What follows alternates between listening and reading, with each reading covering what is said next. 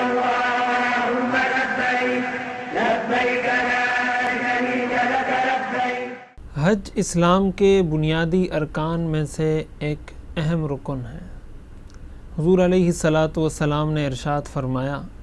بنی الاسلام علی خمس، کہ اسلام کی بنیاد 5 ستونوں پر رکھی گئی ہے،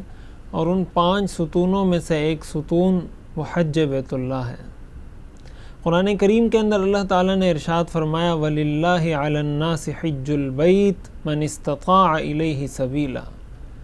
کہ یہ اللہ کی طرف سے اس کے بندوں پر فرض عائد کیا گیا ہے کہ وہ حج بیت اللہ ادا کریں اگر ان کو اللہ تعالیٰ نے اتنی استطاعت دی ہے کہ وہ یہ حج کر سکیں۔ قرآن کریم میں اللہ تعالیٰ نے ارشاد فرمایا وَأَتِمُّ الْحَجَّ وَالْعُمْرَةَ لِلَّهِ، ایک اور مقام پر ارشاد فرمایا الحج اشہر معلومات۔ تو حج اسلام کا ایک بہت ہی بنیادی اور اہم رکن ہے، جو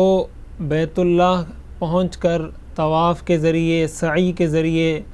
عرفات کے اندر وقوف کے ذریعے، رمی جمرات کے ذریعے ادا کیا جاتا ہے۔ حج کے اپنے مخصوص اعمال ہیں اور مخصوص دن ہیں،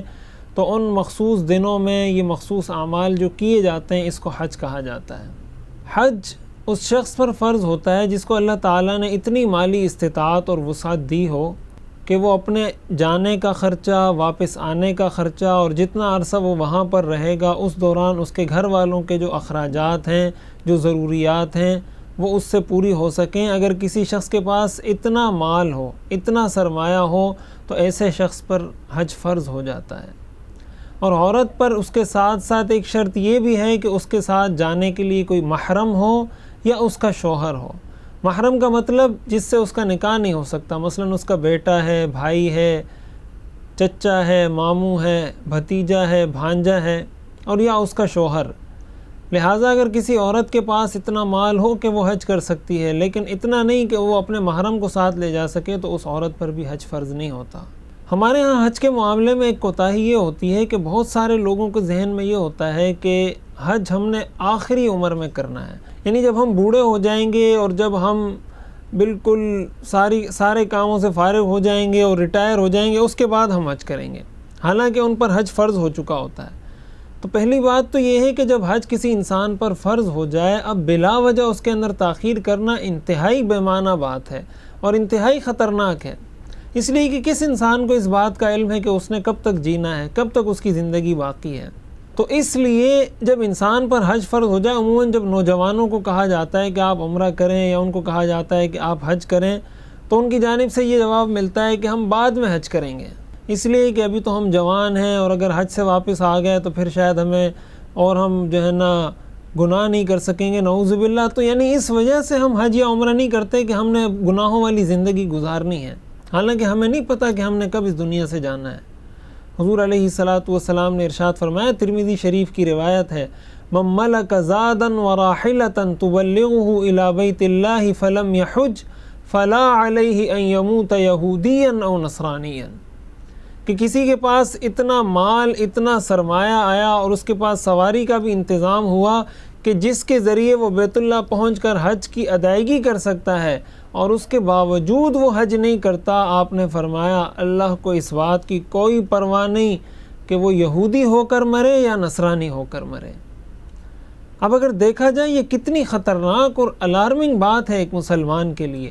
اور حقیقت یہ ہے کہ ایک سوء خاتمہ کی طرف یہ بات اشارہ کرتی ہے، گویا ایسے آدمی کا خاتمہ خطرے میں ہے۔ اور ظاہر ہے کہ ہم سب یہ بات جانتے ہیں کہ انسان کے اعمال کا دار و مدار وہ خاتمے پر ہے۔ حضور علیہ الصلاۃ والسلام نے فرمایا انما الاعمال بالخواتیم، کہ اعمال کا دار و مدار خاتمے پر ہے۔ تو گویا فرض حج نہ کرنے والے کو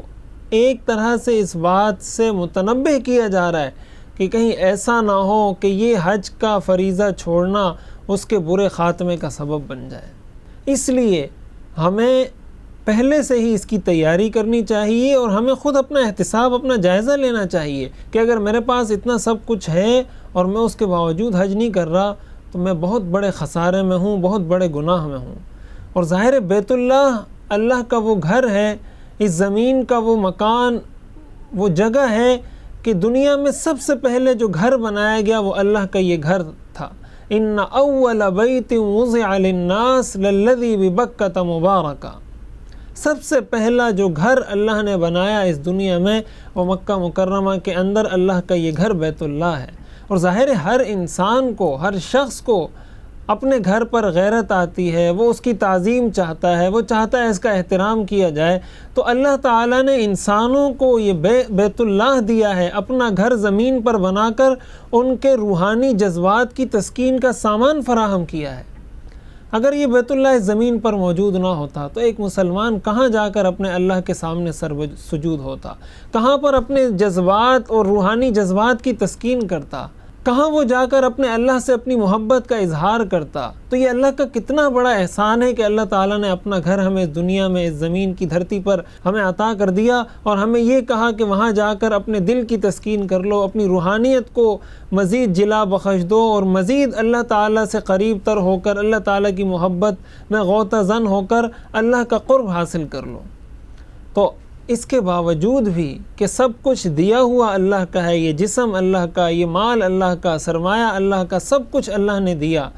اور اس کے باوجود بھی اگر کوئی شخص یہ فریضہ ادا نہیں کرتا تو اس کو خود سوچ لینا چاہیے کہ وہ اللہ کے گھر کا احترام کر رہا ہے، اللہ کے گھر کی تعظیم کر رہا ہے، یا کہیں اس کا یہ عمل اللہ تعالیٰ کے گھر کی بے احترامی کا اور اس کی بے تعظیمی کا سبب تو نہیں بن رہا. ہمیں اپنے اس رویے پر غور کر کے اپنا جائزہ لینا چاہیے. اللہ تعالی ہمیں عمل کی توفیق عطا فرمائے.